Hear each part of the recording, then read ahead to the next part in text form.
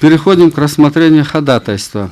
Слово для доклада предоставляется судье Бобукеевой Миргуль Расхулбековне. Пожалуйста, Миргуль Расхулбековна. Спасибо.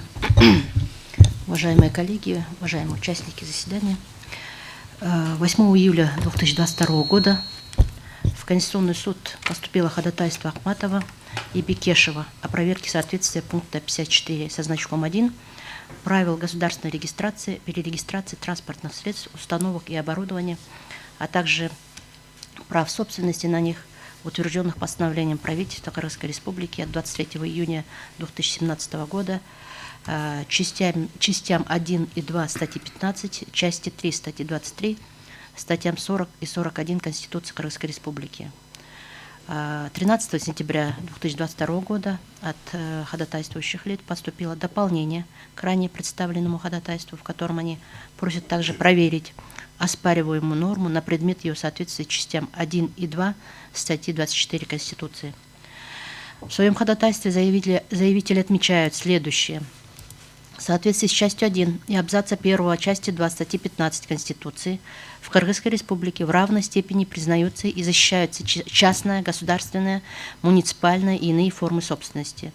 Собственность неприкосновенна, никто не может быть произвольно лишен своего имущества, право наследования гарантируется. Субъект обращения указывает на то, что статьи 40 и 41 Основного закона гарантируют каждому право на владение, пользование и распоряжение своим имуществом, результатами своей деятельности. Каждый имеет право на экономическую свободу, свободное использование своих способностей и своего имущества для любой экономической деятельности, не запрещенной законом. Юридическое значение права собственности раскрыто в статье 222 Гражданского кодекса, отмечают заявители, согласно которой право собственности есть признаваемое и охраняемое законодательными актами право субъекта по своему усмотрению владеть, пользоваться и распоряжаться принадлежащим ему имуществом. В свою очередь, право распоряжения представляет собой юридически обеспеченную возможность определять правовую судьбу имущества.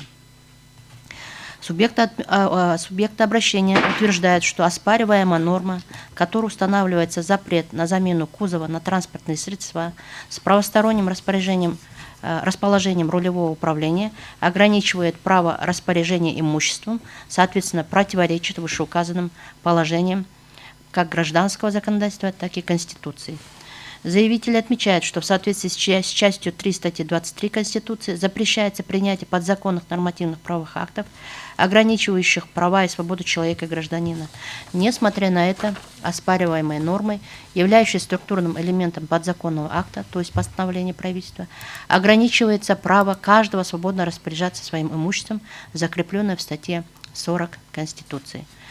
В соответствии с абзацем 2 части 1 и частью 2 статьи 24 Конституции никто не может подвергаться дискриминации по признаку пола, расы, языка, инвалидности, этнической принадлежности, вероисповедания, возраста, политических или иных убеждений, образования, происхождения имущественного или иного положения, а также других обстоятельств. И также они отмечают, что в Кыргызской Республике все равны перед законом и судом.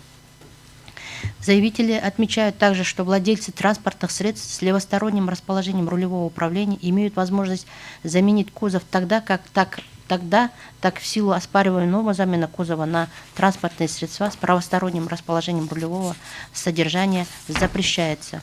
Такое обстоятельство ставит владельцев транспортных средств с различным расположением рулевого содержания в неравное положение по имущественному признаку и тем самым, по мнению субъектов обращения, нарушаются конституционные принципы недискриминации и равенства всех перед законом и судом. С учетом изложенного, субъекты обращения просят признать оспариваемую норму, противоречащей Конституции. Определением коллегии судей Конституционного суда Кыргызской Республики от 15 сентября 2002 года ходатайство было принято к производству.